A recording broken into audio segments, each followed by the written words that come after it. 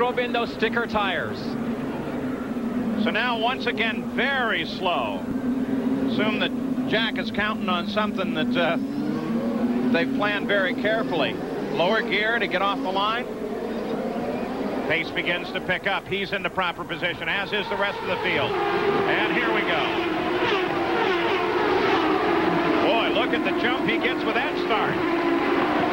Scott Goodyear seeks back and forth, looking for a position.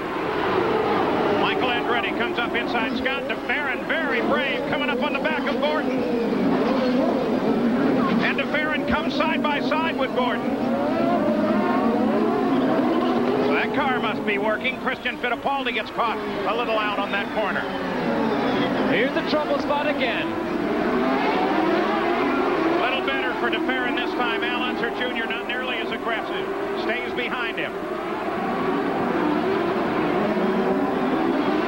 Looks like Christian Fittipaldi's got a problem.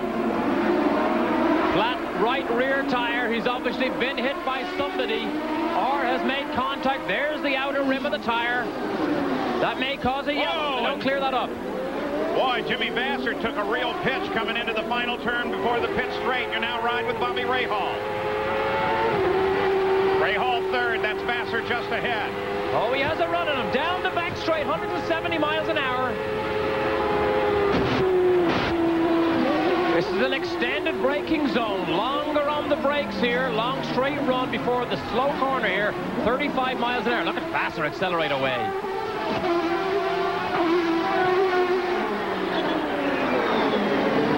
Emerson Fittipaldi into the pits. Apparently in contact. Has to change the front nose. That may be the telltale. They started side by side on the grid. Emerson and Christian. That may be the reason why Christian flattened that right rear tire.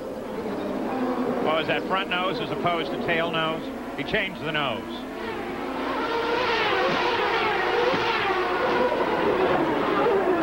Scott Goodyear, one of his few rides of the season. Honda Power driving for Tasman and chasing Bobby Rahal.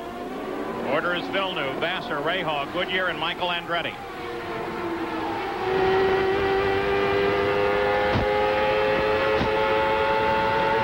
Fittipaldi limping back to the pits, Jan Beekes.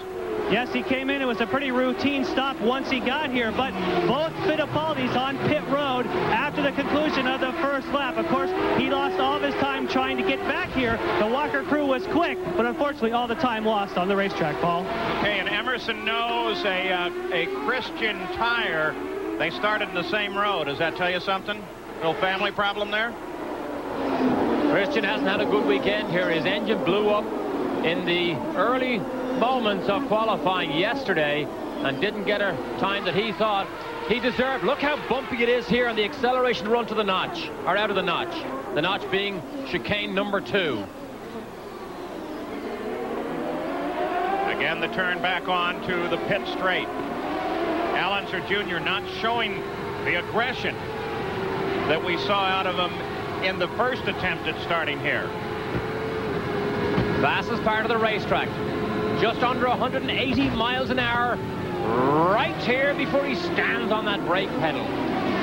Part of the delay under the red flag was to put fuel back in the cars, so we will run the full 100 lap distance. The cars have been refueled so they can do that. Let's go to Jan Beekes. Hey, Paul, when you're talking about the Fittipaldis, on the original start of the race that was red flag, it turned out that Christian Fittipaldi was confused as to which side he should start. And so he and Emerson kept trying to squeeze each other off the racetrack. They had words during the red flag, and now, of course, it appears as though possibly they may have had contact here on the second start. Looking through the rundown after 3 of 100 laps here. 1.7 mile course, 9 turns, temporary road circuit, very rough, very tight quartered. And somebody in that top 5 went by here with a very sick sounding engine. Bobby Rahal got by Jimmy Vassar. And now Michael and Scott Goodyear closing up on Vassar. Tight battle right here, 2nd, 3rd, 4th, 5th. Maybe it's Vassar that has that engine problem. On board with Michael, 11 different cars he had last year, coming from the back twice with those 2 unscheduled stops. He was spectacular. DeFerrin, his backup car, seems to be running fine. No problem. He currently runs in 7th place. No obvious problem. And now here comes Goodyear trying an inside move on Jimmy Vasser. Michael Andretti sitting in position to pass as well. Next hairpin may tell. DeFerrin just got caught out again, as Unser Jr. tried to get under him. Vasser is in trouble. This engine is broken. It sounds like an exhaust header. He's slow down the straight. Michael will pounce also. Will Robbie Gordon get by? Oh, he slides down the inside. So Gordon going into the hairpin gets past as well. And Jimmy Vasser, who started second, is falling well behind. You can see that Al Unser Jr. did indeed get past DeFerrin. Got a yellow flag flying here. And we don't yet see the reason. Yes, we do. Wing. Just over the top. That is Mimo Schiattarella's car, so he is backwards. Hopefully he's kept the engine running. Have the water bottles ready. Two-way communications today being monitored. You see Schiattarelli sitting down there backwards, and it looks like the engine is not going. Indication is that Jimmy Vasser will be on his way in. Comes down inside Marco Greco. Locks up those rear brakes. He tested for this team at Putnam Park just a few days ago. He will do Laguna Seca also. Jan Bigas. Jimmy Vasser is in. You can hear in the background, you can hear the conversations between Tom Anderson and Jimmy Vasser. What he's telling him is, we had to call you in. We think you have a broken header. If you would have stayed out there, it would have started the bodywork on fire. They now have the lid off the car. They're looking. Doesn't appear as though they found it yet, but it certainly sounded like a broken header for Jimmy Vasser. Yeah, but to his advantage, they've just put out the full course yellow because of Mimo's position there on the course. They're going to have to get him out of that position, and when they put the IndyCar safety vehicles out, they definitely want the field slowed down and under the control of Johnny Rutherford in the pace car. Between Robbie Gordon and Al Unser Jr. for 4th place. A little later, we're going to take you out to the ballpark. That is the ballpark at Arlington, Texas, as the Kansas City Royals take on the Rangers live on Sunday Night Baseball in the game of the week. Well, Al Unser Jr. is moved up, and there's two interesting, rather similar driving styles here, an almost totally disconnected form of driving for both Gordon and Al Unser Jr. as he's closed down and is now really worrying Robbie Gordon. And Teo Fabi has been closing in as well with some slower traffic just ahead. And traffic can be a factor here, because the difficulty for the traffic is moving offline. There is so much rubber and debris. You get yourself in trouble, but this is the battle here. Al Jr. right now is the fastest man on the racetrack. He currently has the fastest lap. Yeah, but look what Matsushita has done to the front of the field. First, second, and third is closed right down on top of the leader, Jack Villeneuve. He enjoyed a little bit of a lead, but right now he has got Rahal right behind him. There you go, all the way through 5th. They're all right together, and it compressed in that one hairpin. Let's go to Jan Bikas while we watch this battle. Jimmy, you've got out of your car. It first sounded like a broken header. Any idea what the problem was? I don't know. This is, it's very unfortunate. It's the 6th time we've fallen out of a race, running up in the top 5, and you just can't win championships that way or even come close. So, I'm disappointed, but hopefully this won't happen to us. This is just going to have to stop. I hate to sound like I'm a whiner, but, you have to finish these races to do well. Anything you can tell us about next year? I know you're excited about that. Just can't wait to get into next year, and hopefully these things won't happen to me next year. I can make a run to championship. Thanks, Jimmy. Thank you. So this fight continues. It's tightened up at the front of the field. Al Unser Jr. continues to work on Gordon. Michael Andretti is beginning to worry Bobby Rahal. Jack Villeneuve is able to pull away a little bit. We're now 21 laps deep into the race, and one more lap. The fuel window for the first stop will open. Well, this is great stuff here. Robbie Gordon has just equaled the fastest lap of Al Unser Jr. They are the fastest cars on the racetrack. That is why it is closing up at the front. The front is not dropping back. They are moving up.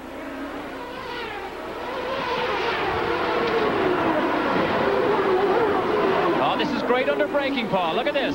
Al Jr. is better, but he just can't find the room to squeeze down inside Gordon. With 3rd place, Michael. Teo Fabi, 6th place now closing in on Little Al. So now it's 1 through 6. Update on Al Unser Jr., Jan? Yes, when you see that battle between Robbie Gordon and Al Unser Jr., they're both running Goodyear tires. However, the Penske team and the Newman-Haas team are running the option compound. In other words, Al Unser Jr. has a harder compound tire than you're seeing with Robbie Gordon. As time goes on, Al Unser Jr.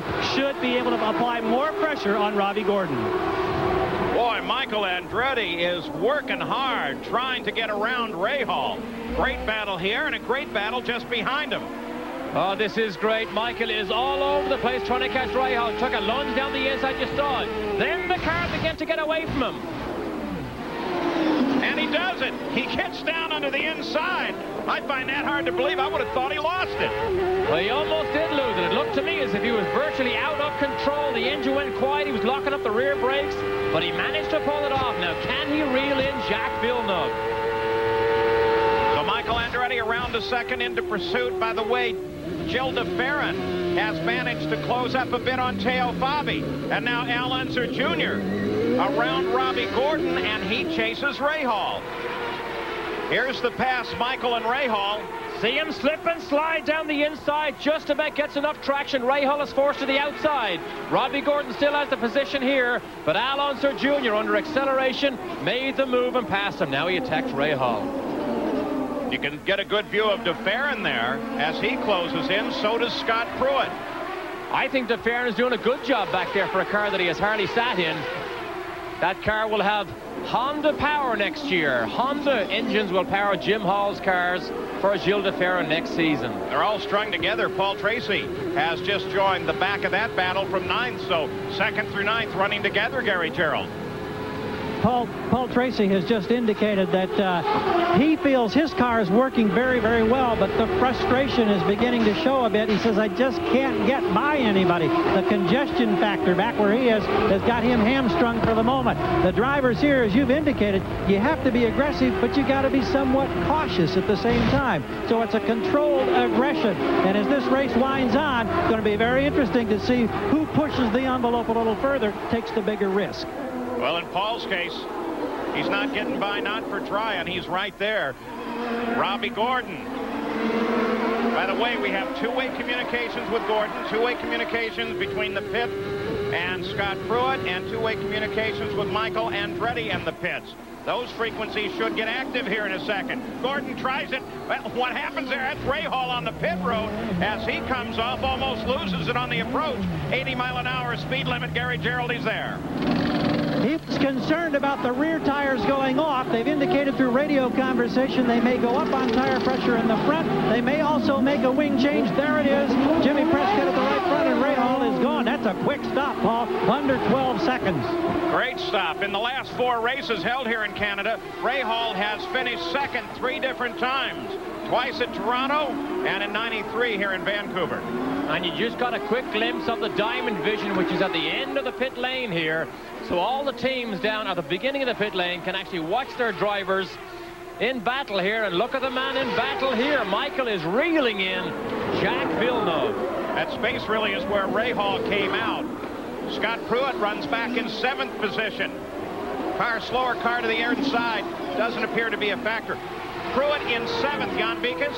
Yeah, so we just had a report from Patrick Racing that there was contact between Scott Pruitt and Paul Tracy. Right as Gary was telling us that there was a high level of frustration with Paul Tracy. And there is a potential there could be a slight bit of damage with Paul Tracy's machine. And now with Michael Andretti right at the back end, the leader continues to have to fight with slower traffic. And that is one of the issues that could be so critical to Jacques Villeneuve's championship. Because just the slightest mistake, he's in the barrier, and this thing goes to the final race of the season in 1 week at Laguna Seca. Remember what we said in the opening. The drivers are more concerned about who may hit them rather than the mistake they may make. Now, Michael is clearly faster than Jacques Villeneuve at the moment, but Al Unser Jr. is still the fastest car in the race. Whoa, there's the move as Michael comes to the inside, pushes Jacques to the outside. Michael Andretti takes the lead of the race.